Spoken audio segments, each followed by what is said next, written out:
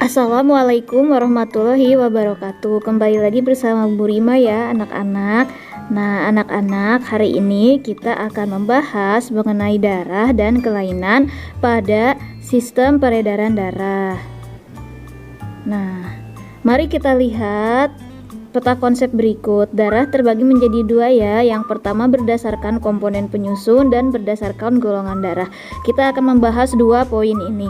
Yang pertama berdasarkan komponen penyusun, darah dibedakan atas plasma darah dan sel darah. Plasma darah itu seperti cairan darah ya. Jadi yang membuat darah menjadi encer itu adalah plasma darah. Karena plasma darah itu sebagian besar mengandung air. Kemudian ada sel darah.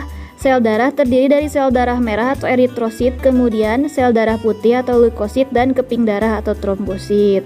Lalu ada pembagian jenis darah berdasarkan golongan darah, yaitu ada golongan darah A, golongan darah B, kemudian golongan darah O, dan golongan darah AB. Coba anak-anak tanyakan kepada orang tua, golongan darah anak-anak itu apa ya? Pasti setiap orang punya golongan darah. Nah, kita bahas satu persatu ya anak-anak.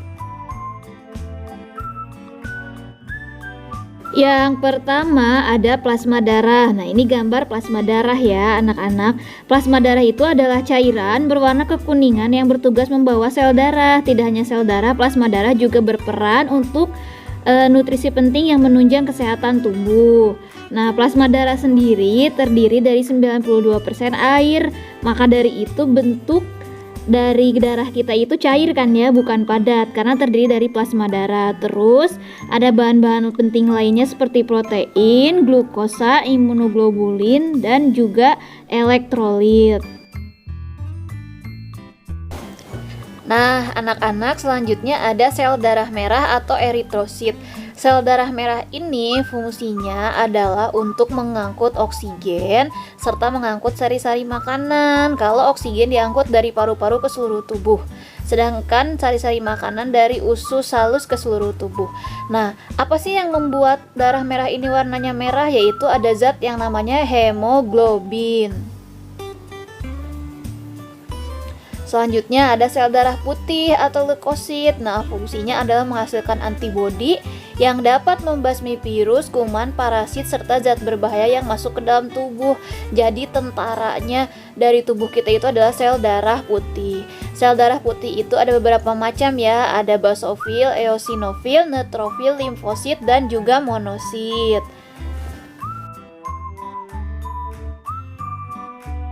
Nah, selanjutnya ada trombosit. Ini gambar trombosit ya, yang putih-putih ini. Trombosit berfungsi untuk proses pembekuan darah ketika terjadi luka, karena trombosit menghasilkan protein bernama fibrinogen untuk menutup luka dan menghentikan pendarahan. Jadi kalau anak-anak luka, itu yang bikin darahnya itu jadi berhenti yaitu trombosit. Nah, anak-anak, berikut ini adalah komposisi darah. Komposisi darah terdiri dari plasma darah sebanyak 55% ya, yang paling banyak. Kemudian ada sel darah putih dan keping darah atau trombosit 1%, dan sel darah merah ada 44%. Nah, berikut ada macam-macam golongan darah ya anak-anak. Ada golongan darah A, golongan darah B, golongan darah O, dan golongan darah AB. Coba anak-anak tanyakan ke orang tuanya, golongan darah anak-anak apa ya kira-kira? Kalau ibu golongan darahnya B, kalau anak-anak kira-kira golongan darahnya apa? Tanyakan ya pada orang tuanya.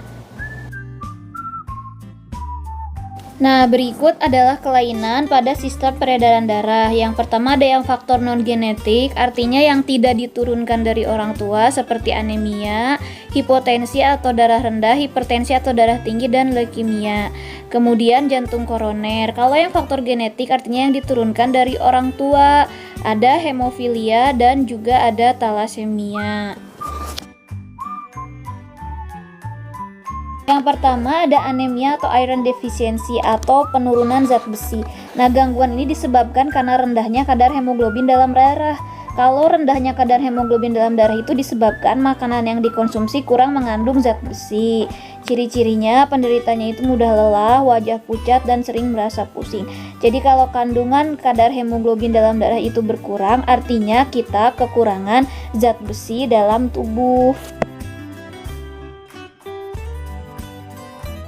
Nah, selanjutnya ada hipotensi atau tekanan darah rendah. Pada umumnya, orang dewasa dengan tubuh sehat memiliki tensi darah normalnya itu 90/60 mm Hg sampai 120/80 mm Hg. Hipotensi ini disebabkan terjadinya penurunan tekanan darah. Jadi, kalau yang darah rendah itu tensinya akan di bawah 90/60. Biasanya gejalanya pusing, berkeringat, kemudian mata kunang-kunang. Nah, selanjutnya ada hipertensi atau tekanan darah tinggi. Nah, gangguan ini disebabkan naiknya tekanan darah menjadi di atas 120/80 mm Hg, yang diantaranya itu diakibatkan oleh penyempitan pembuluh darah. Hipertensi dapat menyebabkan penyakit stroke, makanya anak-anak harus rajin-rajin tensi darah ya, jangan sampai tekanan darahnya terlalu tinggi ataupun tekanan darahnya terlalu rendah. Nah, selanjutnya ada leukemia atau kanker darah. Gangguan ini disebabkan sel-sel darah putih yang memperbanyak diri tanpa terkendali dan mengakibatkan sel darah putih ini memakan sel darah merah. Leukemia ini atau kanker darah ini adalah penyakit yang cukup berbahaya ya, anak-anak. Selanjutnya ada jantung koroner. Nah, ini ada gambar pembuluh darah yang terkena jantung koroner dan yang normal. Jadi jantung koroner itu adalah suatu gangguan jantung disebabkan oleh penumpukan lemak darah atau kolesterol pada pembuluh darah arteri koronaria. Nah, selanjutnya ada hemofilia. Hemofilia ini adalah gangguan genetik yang disebabkan adanya kelainan yang menyebabkan darah sulit membeku jika terjadi luka. Nah, dapat dilihat ya kalau yang hemofilia itu ketika terluka darahnya itu terus bercucuran.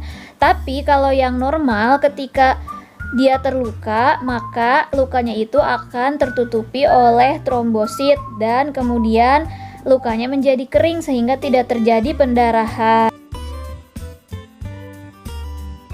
Nah, selanjutnya ada talasemia. Talasemia itu adalah kelainan genetik di mana bentuk sel darah merahnya tidak beraturan.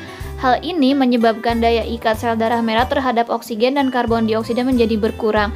Bisa dilihat ya, bentuk sel darah merah normal dengan sel darah merah yang talasemia itu berbeda. Makanya, penderita talasemia itu biasanya membutuhkan transfusi darah secara terus-menerus. Nah, cara menjaga kesehatan sistem peredaran darah adalah dengan satu, memakan makanan yang bergizi, kemudian dengan berolahraga secara teratur, dan yang ketiga dengan istirahat yang cukup ya anak-anak. Semoga kita sehat-sehat selalu. Nah, sekian penjelasan dari Ibu ya anak-anak, semoga bermanfaat. Terima kasih. Wassalamualaikum warahmatullahi wabarakatuh.